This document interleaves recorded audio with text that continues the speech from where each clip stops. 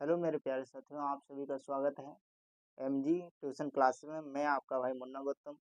जैसा कि आप सभी को पता है कि विज्ञान की क्लासें चालू हो चुकी हैं, तो आज विज्ञान की क्लास में आज पार्ट 3 है। आज के वीडियो में हम पढ़ेंगे प्रकाश का परावर्तन और प्रकाश के परावर्तन के नियम।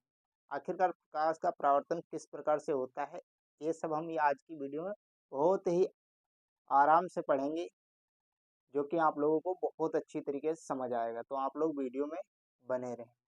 तो सबसे पहले हम हेडिंग है प्रकाश का परावर्तन ही है, तो सबसे पहले हम इसी को पढ़ेंगे। तो प्रकाश का परावर्तन क्या है आखिरकार? का किसी चिकने या पॉलिशदार सतह या वस्तु से टकराकर उसी माध्यम में वापस लौट जाना ही प्रकाश का परावर्तन कहलाता है।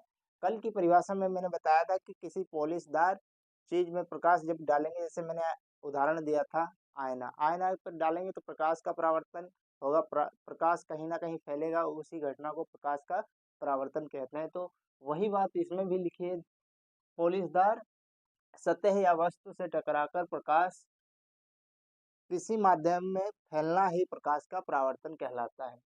तो प्रकाश का परावर्तन, दूसरे पॉइंट इसमें क्या है? दूसरा पॉइंट, प्रकाश का परावर्तन के लिए समतल सतह होनी चाहिए, क्योंकि जब हम प्रकाश का परावर्तन किसी वैसी ऊंची नीची जगह पे करेंगे तो वो उस प्रकार से नहीं हो पाएगा जिस प्रकार से प्रकाश का परावर्तन होता है। जैसे हम टॉर्च लेते हैं और आईने के सामने सीधा लगाते हैं तो बिल्कुल सीधा, अभिलंब से लगाते हैं प्रकाश तो अभिलंब की ओर ही आता है। यदि हम उसको साइड से लगाएंगे तो साइड से परावर्तित हो जाएगा वो।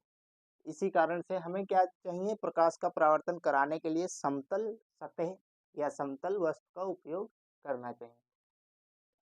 इसमें तीसरा पॉइंट है, किसी तल पर गिरने वाली समस्त प्रकाश की किरणों को आपतित किरण प्रकाश कहते हैं। जो आपतित किरणें होती हैं उसकी परिभाषा है, किसी तल पर गिरने वाली समस्त प्रकाश की किरणें आपतित प्रकाश किरण कहलाते हैं। जब हम किसी समतल वस्तु पे प्रकाश डालते हैं तो सभी प्रकाश की किरणें उस पर पड़ती हैं, तो उसी बिंदु को कहते हैं आपतित किरण बिंदु।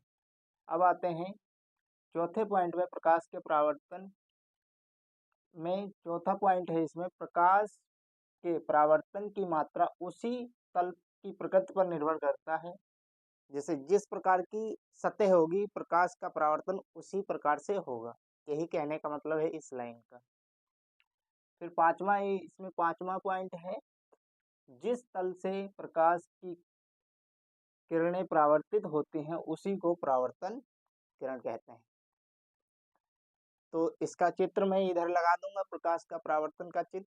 आप लोग देखकर और इन पॉइंटों को देखकर बहुत अच्छी तरीके से समझ जाएंगे। अब आते हैं प्रकाश परावर्तन के नियम। प्रकाश के परावर्तन के नियम, दो नियम है प्रकाश के परावर्तन का।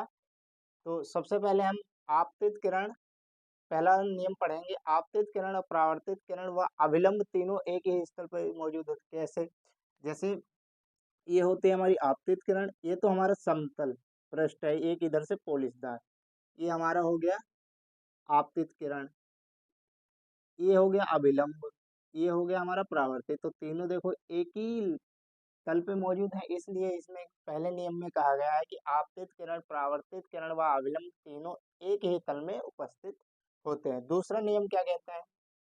आपतन कोण परावर्तन कोण का मान सदैव एक दूसरे के बराबर होता है, इसलिए मैंने लिखा है आपतन कोण को आई से प्रदर्शित करते हैं और परावर्तन कोण को स्मॉल आर से प्रदर्शित करते हैं, इसलिए हमने लिखा है कोण आई बराबर कोण आर होता है। ठीक है।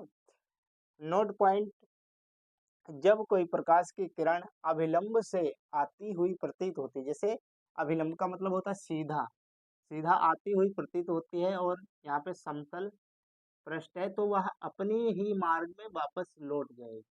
क्योंकि जब हम सीधा प्रकाश डालेंगे किसी समतल पर तो वो सीधा ही जाएगा। उससे में उस कंडीशन में जो हमारा आपतन कोण होता है वो 0 के बराबर होता है और परावर्तन कोण भी 0 के बराबर होता है।